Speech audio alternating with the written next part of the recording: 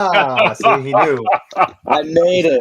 He just made it. We turned it on. I just said to Mark, it'll be funny. You want to get going? It'll be funny if Walker's not. I forgot the layout of your house. You said your office, and I was like, "That's so far from the backyard." But not. Like, oh wait, never mind. It is in the. I had to run in the confines of our yard, but like, if it was just raw distance on a football field, it's not that bad. Raw distance. What is it? It's about 40 feet, I think, from the. Yeah, I mean, from my office bathroom, the steampunk bathroom, to the front of Mimi's office cabin. She's been calling it the sea shed because it's on the ocean. I'm not sure I like that. Anyway. Yeah, sea shed. She said it's a sea shed by the ocean. You get where my confusion lies. Hey, Chuck Kirkendall's tuning in from Arkansas. Yes. I'm sure he's someday gonna have to fight Mimi for president of the Larry Young Fan Club. Larry, have you ever invented a Larry no prize type situation that you mail people? Well, sometimes, right? Like I send patches when we make patches. Like I had shield patches for the shield book and Spunky Bean patches. If somebody said something nice about my shield columns, I'd send them a Spunky Bean patch. So not one day before anything, when I was doing my Planet Lair zine, one time I made up this fake awards thing called the Larrys. And it was like a little styrofoam sphere with a little like weird foam core cutout with a Planet Lair logo stuck out of the sphere. They're actually pretty cool. I made about 15 of them. Like Dave Sim got one for best lettering, but he was the three guys that were nominated just for different episodes of Cerebus. But like I should dig that out because it was kind of interesting, and I was super heartwarmed that like this thing that was an obvious joke, just like Larry giving the Larrys out, like Will Eisner's handing you Eisners. But the fact that I made like little trophies and it was so dopey, it was like from some, elementary school craft learning thing. I think our world needs it. People actually kind of was like, "Oh, I really appreciate that." And I was like, "Okay." We got to bring it back. Yeah. I think that's a little arch even for me now. Like to call it the Larrys. Like maybe little, dork judgments or something. I don't know. Maybe we'll do Dork Court patches. Hey, speaking of that, you got your shirt, right? Your Mark and Steve and Larry and sometimes Walker. That's so funny. I did actually. Okay. It came the same day as a bunch of other things from my other line of work. And I have them all in a pile. And I was like, I'll just deal with this later. And I totally forgot that one of them was from you. It's not a dealable thing. It's just a shirt. I felt kind of bad we didn't, because I did 3 of them before the show. And I was like, fuck, I forgot that Mark needs a shirt. Fucking says his name on it, right? But so yeah, I had to wait until after. That's why you got yours a little late, but hopefully better if it was spelled wrong. Hopefully you'll have it to So Comic-Con, how was it? Tell me everything I missed. Tell me all the excitement. Walker, why don't you take this one? It was great. It was fun. Edgewater Grill's closed, so forever or temporarily? Oh, gutted. Like forever. You could stand at the doorway where you like walk in and you could see the ocean on the other side. Like full on, just they're tearing it down for parts. So I don't even think that's going to be a restaurant. There's nothing in it. It's just the walls and the support beams for the roof. It's insane. Wow. Nuts. Like they took the windows out. You know what I mean? Like, yeah, that was sad. But we found a place. Remember the cool place we used to go get margaritas on the water? Yes, it was like on the pier. Yeah. It was like 2 stories, but it was rare that we went up to the 2nd floor. So that's a new place called the Shorebird, and we loved it. It was great. They opened. Well, their first night was like Thursday. So Wednesday, of the show, Wednesday. They opened it for preview night, and we went Friday, so it was their third day of being open. And our waiter's first day on the job. So I'm looking at the photos of it right now. Very nice. It was great. It's like it's just shishi enough. You know what I mean? It's not far from. Oh yeah, it's right. It's right by the hotel. Well, everything is by the hotel. Yeah, it's in Seaport Village. It's literally like, I don't know, 30 yards from the old Edgewater Grill. Less than a city block. Yeah. I do like that I asked how Comic-Con was, and it was like, well, the restaurant we go to is gone. Well, that's the thing. It. If you don't take care of your food and sleep, you're gonna have a shitty show. Yeah, and first night I ate a ton of like fried chicken, and that was all I ate that day, and I couldn't like get up the next morning. It was chicken hangover. So that's we were actually pretty lucky about that because we ate well, and we slept well. So like Walker had his fried chicken problems that first night, and then Steve had one Saturday, I think it was. Yeah, something like that. He was, but it's because he got up to move the car for us. Yeah, and so he's up and down, kind of like give himself some problems. Now, was it the same situation as last year where you had to move the car like at 5 a.m. as opposed to 2 a.m. or 6 a.m? The opposite. He moved the car in at like 11:45. Oh, because we tried doing that last year and they like stopped us, so we had to like go back to the hotel, sleep for 2 hours, and then go back or something. That's what we were afraid of, but he just went over by himself. You know, Steve's got the magic touch. Mm-hmm. He's like, he just started talking, and the woman's like, you know, man, I don't care. Here's the. At first, she goes, no, this says it's for tomorrow. So she made him wait. She goes, oh, just come back tomorrow. And he was like, oh, but it's at 12. Like at 12 p.m. I can get in. And she's like, yeah. Or 12 a.m. I can get in. And she's like, yeah. And so he goes, oh, okay. And then just moves the van to the side, and he's like, I'll just sit here and look at my phone. And then she called him in. Because it was like 10 minutes, right? 10 or 15 minutes. Yeah. I mean, and he's like, I'll just wait. And she went, yeah, whatever, man. So they're just like looking at each other for like 3 minutes. Because he just pulled the van off to the side and then drove in. So the funny thing is, you had to have like a code ticket to open the gate to get on the way out. And so we did that the first night, and I was like, oh my God, it changes every year. I'm never going to keep this straight. And so when she let him in at like 10 till, she didn't scan our thing, although he showed it to her, and then we're legit and everything. But she just gave him the ticket you need to get out. And so I was like, he comes and tells me all this story, and I'm like, all right, man, I guess it's going to work out. And I didn't even think about it until we were breaking down, which, holy shit, Walker and Steve just ran it down by themselves. And just the two of them, they told me, hey, stay out of the way, old man. Just arrange this shit for us, and we'll scoot it down. The two of them by themselves did it in 31 minutes. New record. Yeah, I mean, no, I think our record's 20, right? But there was. Oh, really? Oh, yeah. No, we broke it last year. Last year, like all five of us moving, we did it in 20 minutes. Yeah, no, that's not going to be beat by two guys. But even so, 31 minutes, it was insane.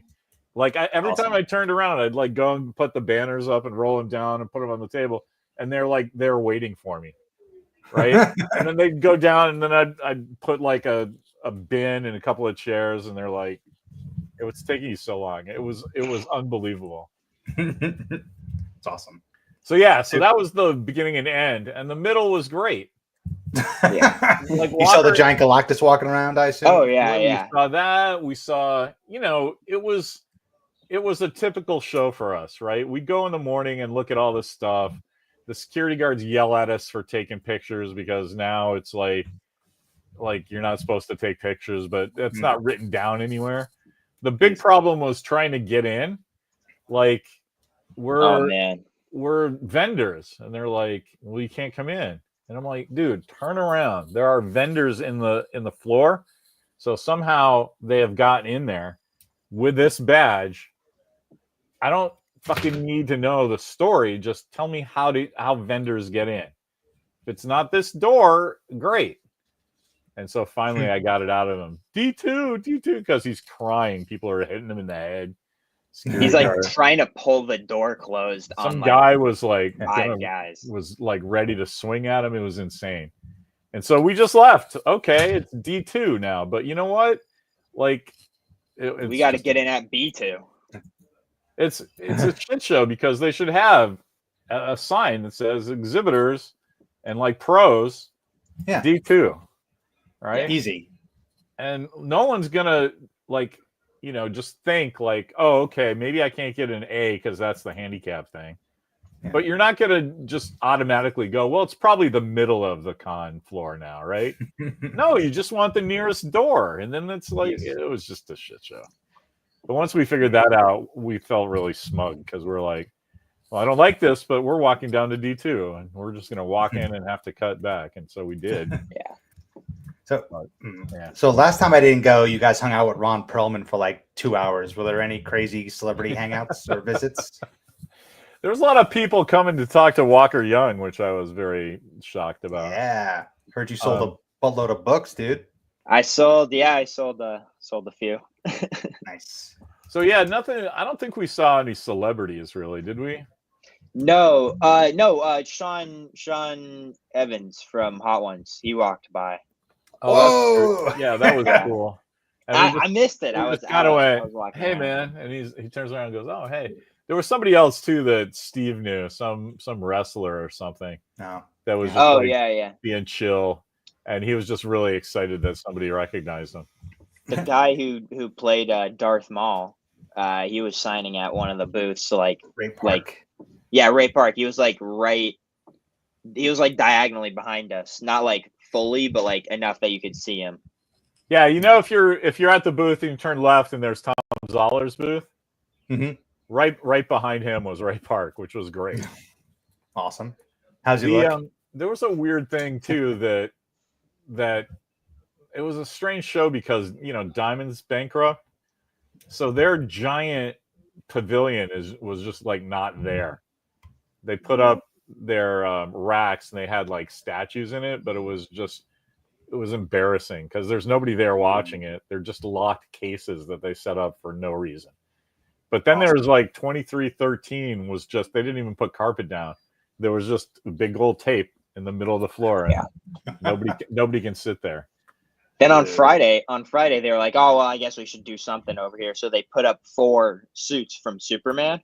They're like, here we go. Let's just put up 4 Superman suits. But then like you get a closer look and it's just the Ruby suits that you could like buy anywhere. Store-bought costume. Yeah. It was sad. It was just tell them what happened to the people right directly behind us. Oh yeah, so on preview night, like we're all set up, and then the people behind us on the left side behind us was not behind first, but not behind first, behind us.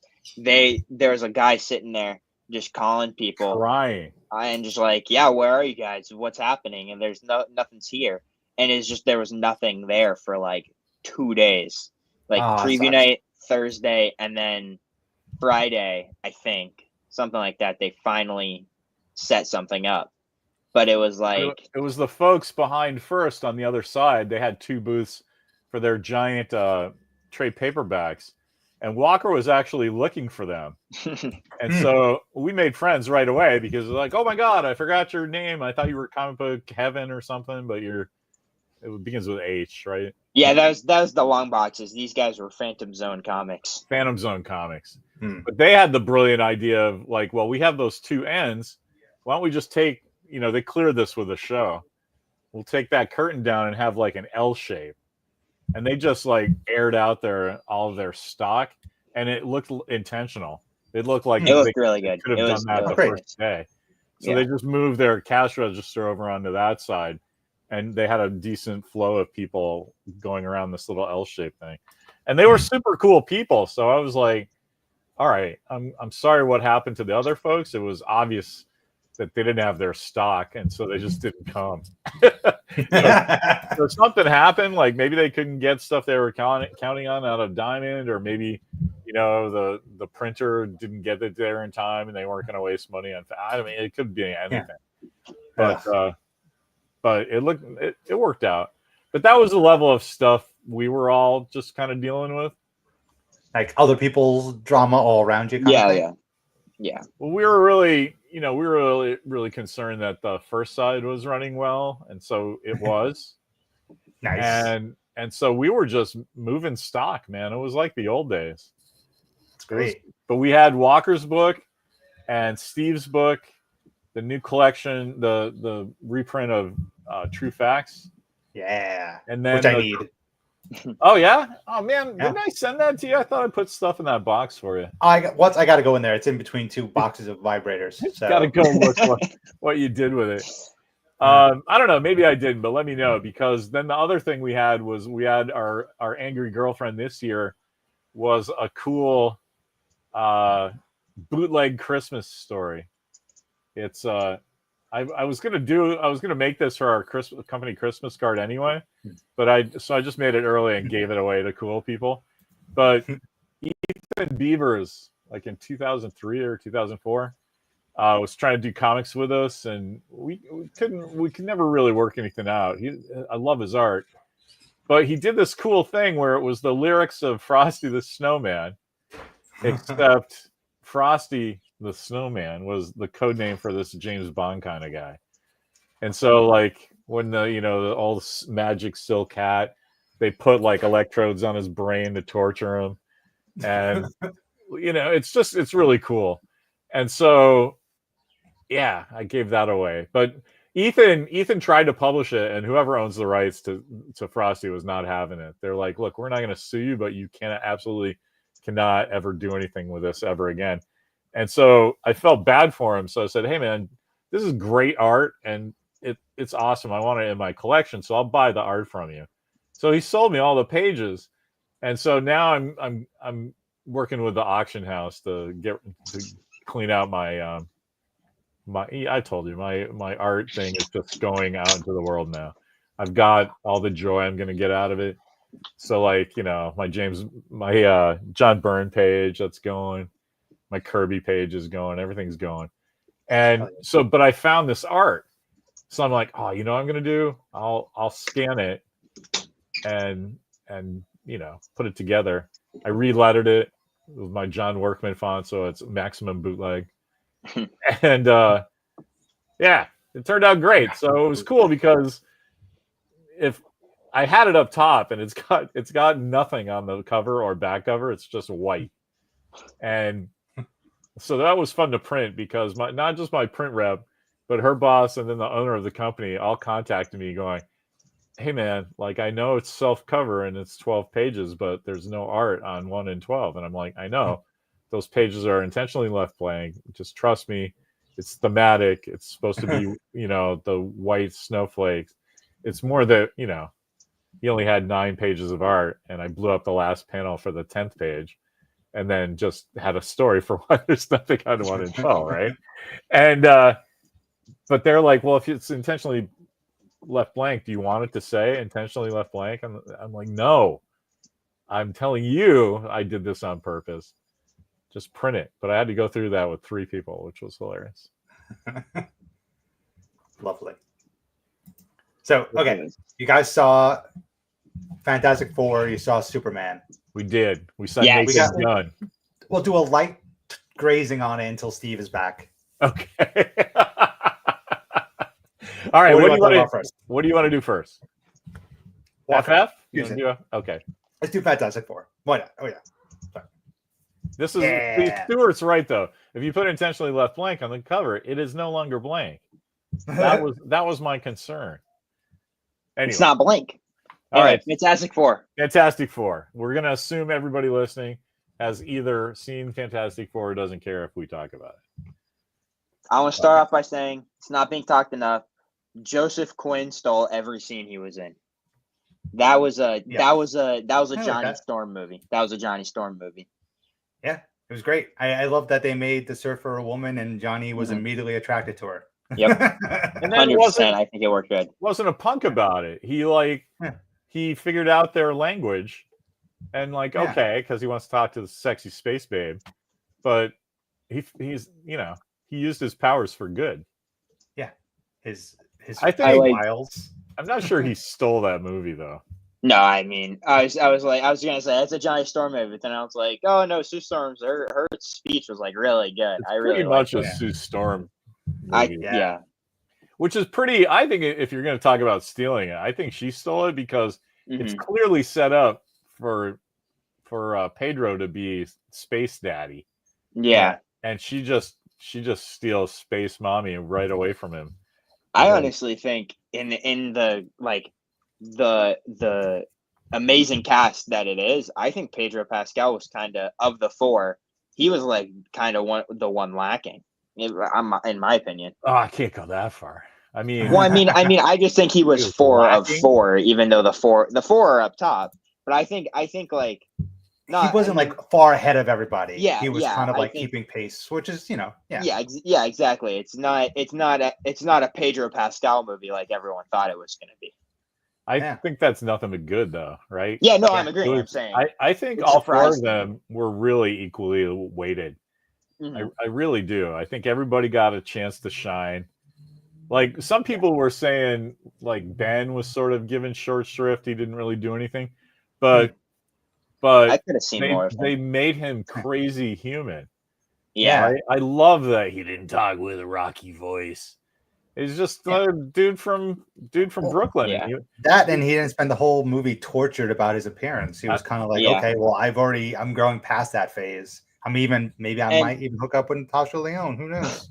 And I like that in the scenes when we saw him wearing his trench coat and fedora that he wore in the comics to like hide his appearance, he kind of only wore that when the whole of FF was hiding, like because they were like, oh, we're gonna destroy the world. So then he was in hiding because he's a member of the FF. I mean, he wore his fedora and trench coat, but that was just that came off as incognito mode.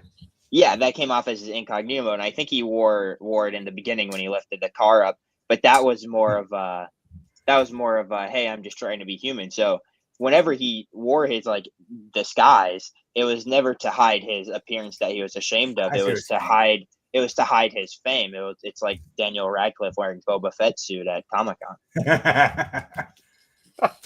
Tying it all together. Overall, great.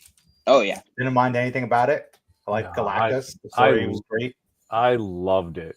I think that Galactus suit was bananas. Have you seen some of the behind the scenes pics of the guy wearing That's wild, yeah, because like everybody assumed it was all digital. And then you see the suit being worn by a guy, you're like, oh shit. I didn't know it was a practical suit until this morning when you said that, like, oh, that guy, did you see the pictures? And I was like, thought it was all CGI. Like, really, we're making Galactus practical, but Tony Stark stuff is all CGI? Okay. Wow. I talked to you about that. I know. The proportions of a guy wearing armor don't look like how they draw it in the movies, and that's what everybody. So, but man, that when they got in tight on that Galactus guy's face, it just looked like a Mobius drawing. I couldn't get over it. Yeah. I just little bugs. I loved everything about that movie. I think it was great. I have one gripe. About the movie. In the trailer, when Ben goes, okay, when he eats he goes, can this guy cook or what? And they cut that out of the movie. He just goes, okay. They cut a lot out of stuff from the trailer. It was surprising. Yeah. Which I guess is okay. Jazz's only gripe was that there was enough blood when Sue gave birth in the spaceship. There wasn't enough blood shit. That was just Franklin cleaning up as he came out, though. Oh, there we go. See? Just tell her that he was just thanks for the room. I'll leave it better for the next person. Yeah. I want my blood into the gears. So we got to go fast because you're cooking out pretty quick, right? 5 minutes for Fantastic Four, 5 minutes for Superman. All right. Okay. Tell us what you thought about Superman. Oh, I mean, just what a way to kind of just introduce the universe, right? Like, it's already established. There's been metahumans. Superman just showed up 3 years ago. It's not like the dawn of heroes. It's like, oh, now we have a new guy who seems to be all right. Yeah. I just like how he's the guy that shows up and does everything right in a place where people are kind of starting to forget what the right thing is. Yeah. Look at him go. Nice Totally. job, I liked him and Lois Lane. Their banter was great. Everyone being in love with Jimmy Olsen, I'm down with that. I think it was all perfectly cast too. Everybody they got was just fantastic. Completely see it. Yeah. I love Rachel Brosnahan. Like, because Mimi likes the Fabulous Mrs. Maisel, and so I watched it with her, and it kind of I didn't really get it at first, but like it totally grew on me, and by the end I was like, oh, this show is fantastic. And then I heard that she was cast as Lois, and I immediately went, okay, that works, because they could just take that character and move her over, because she's got the 1950s thing, see, and she's doing that, and I was like, obviously she's not gonna do the same thing, but like I completely see her being Lois Lane, and she did. It was great. Luther was great. Oh yeah. I was a little worried about him, but he was great. Walker and I were talking about that, like the motive. I said I love that the motivation for Luther was just like, it wasn't this big elaborate thing that you had to do homework. It was just like, oh, fuck that guy. That was his only motivation. Yeah, this guy from another planet. I don't like that. Fuck him. Yeah. I was like, that's great. They boiled it down to what it always should be. Like, no, I'm awesome. He's not. There you go. Right. Look at all the cool things I did. My favorite part had to be, though, well, probably one of my favorites was Supergirl showing up at the end and just totally Crypto beating the shit out of her, and her just being like, I like Superman being like, this was great. I like Superman talking to Ford, just being like, see, this is why he doesn't have self-control. This is a lack no boundaries. Bad parenting.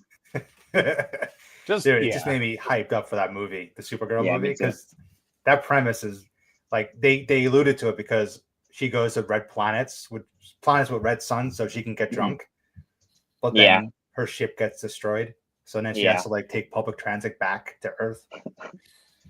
That's gonna be great. Public transit. I'm so excited for Jason Momoa. Lobo. Jason the Lobo. Just they're getting, like, Gunn has this thing where it's like, you know, his casting is just so spot on.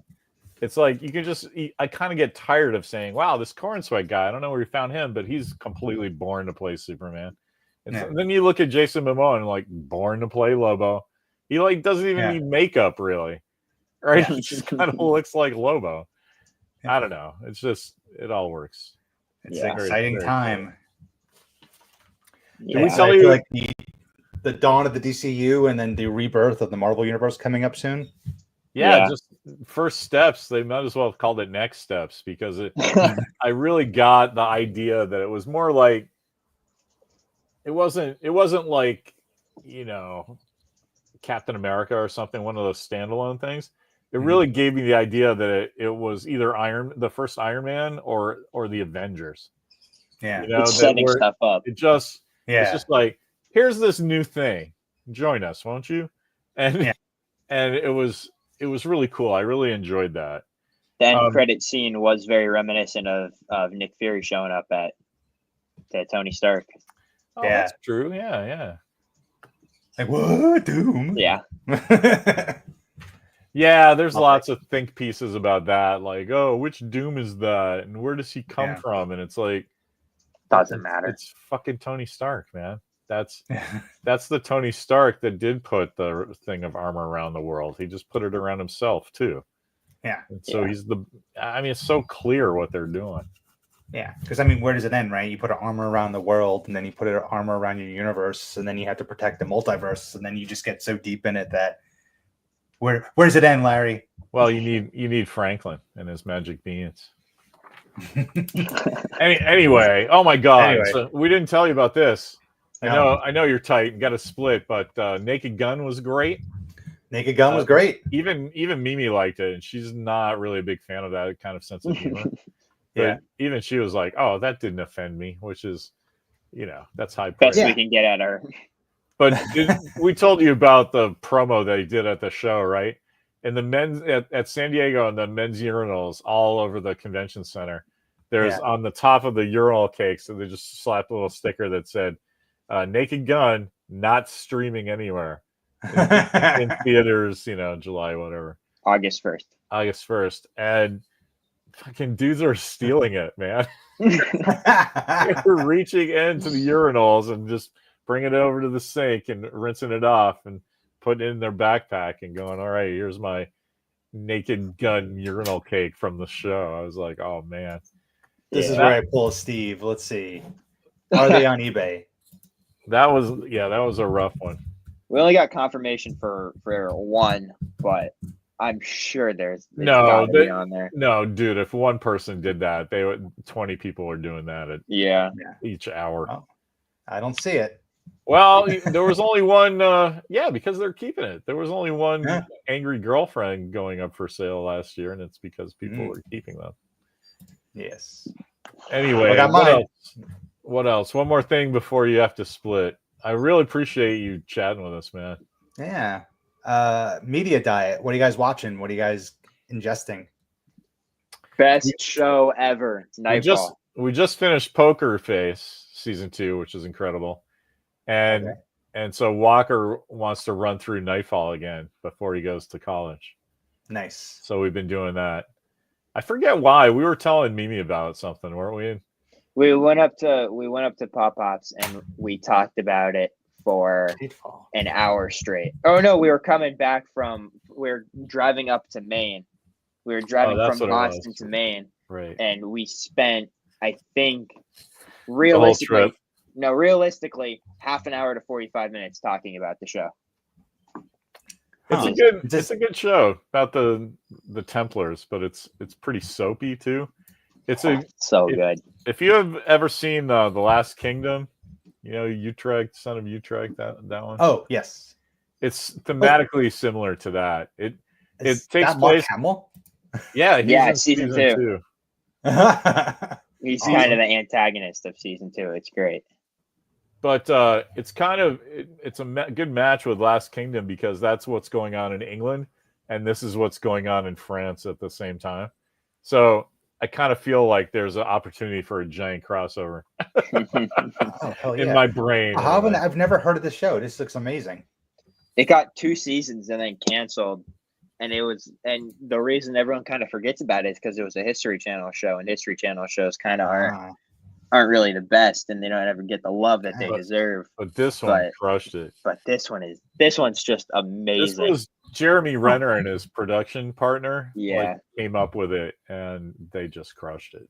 Starting at episode 3, there's a giant twist in every episode.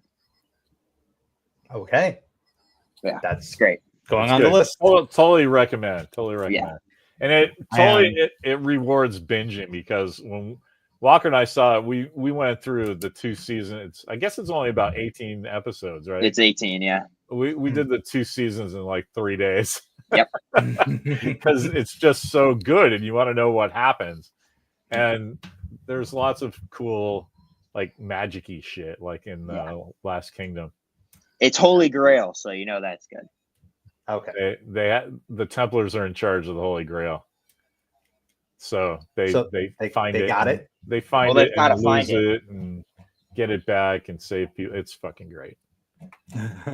It's after Naked Gun, I wanted more silliness, so I rewatched Ted 2. Yeah. And then I worked my way through the Ted TV show, which I had never seen. Oh yeah.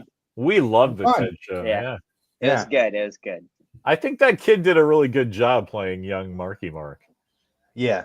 Because it's all that thing where you're like, either it doesn't make any sense or somebody's doing a crazy impression that takes you out of it.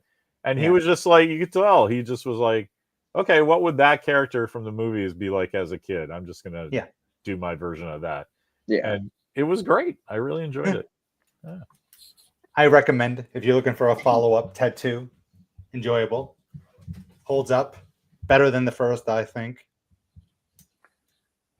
All right, great. That's it. That's all we got.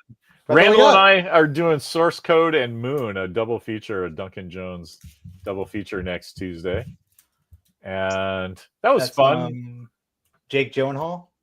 Yes, for Source Code. I love that movie. And Michelle Monaghan and Jeffrey Wright is great in everything. Yeah, that movie is excellent. Moon is. Have you seen Deja Vu with Denzel? Deja Vu? No. Deja Vu, I think, fits in with the source codeness of it all. I think if you haven't seen that movie, you will watch it, and it will be your new favorite movie. Walker just threw something on his top 10. I couldn't believe it. What? Or your top 5? Like which one? Superman knocked out like American Made or something. American Fiction. American Fiction's been number 6 for a while. I think you're thinking of Fall Guy. I knocked Fall Guy out of my top 5. But that's because Game Night traded its place for Fall Guy. Gotcha. And I think that's a good trade. I like that. That's a good swap. Game Night is such a good movie. I love it. Ooh, oh, yes. Oh. So good. All right, fellas. All right, Mark. Thank you for jumping in for a little bit. Yeah, man. Yeah, it's awesome to see you. Thanks for telling us too. What's going on with the movies. Yes. All right, fellas. What's up next for you? What are you looking forward to? Nobody for us. Jurassic Park Rebirth, I know got a lot of shit, but it's streaming, so I might take a chance on it. It was good. Fine. Perfectly fine. Oh. Yeah, entertaining. Okay. It just got shit because it doesn't matter about dinosaurs anymore. Everybody remembers like what happened in 1993 when they saw the Brontosaurus and Sam Neill's going, holy fucking shit. And they want that every movie, and it's just not ever going to happen again. Yeah. And so I thought this was really good. It was a good like monster movie. That's what I hear. It's a good monster movie. So I'm like, okay. It was just like Kong Island, except it takes place now. And that's the thing. They got like a team of badasses to go defeat the big kaiju, and everything works out. It's does what it said on the tin. As advertised. Yes. I mean, I think the one criticism with it is that, like most movies, like it's just called Jurassic Park. So people expect something to go along with the title, and this movie is just kind of like it's a Jurassic Park, but it's not a Jurassic Park movie. Anyway, thanks, Mark. Thank you. Thank you, guys. I know you have other things to do, so it's awesome to see you. I'm gonna be in 12 hours. I will be camping, so it's the mad dash to get everything done. All right. Well, we won't keep you. Yeah. Thanks, man. Yeah, fellas. Bye, guys. Bye. All right. I guess we might as well just end it, right? Or all right. So, I was gonna say, we're getting close to. I turned everything off. Sorry. Okay. Oh, well, why don't we just stay here until John Price comes on? Well, it's on a different thing, and I need to. I need to put on a Star Trek shirt. So. Oh, okay. So. I don't know. Unless you have something else to say, we should probably wind it up. Okay. Look at that little guy. Oh yeah, Chris might like that. Yeah. Walker's painting his figures. No, we're still on. I've just leaned back. Let's get out. We should probably be done. All right. Thanks, everybody, and we'll see you in like 10, 20 minutes. Yeah. Talking about Star Trek. Bye.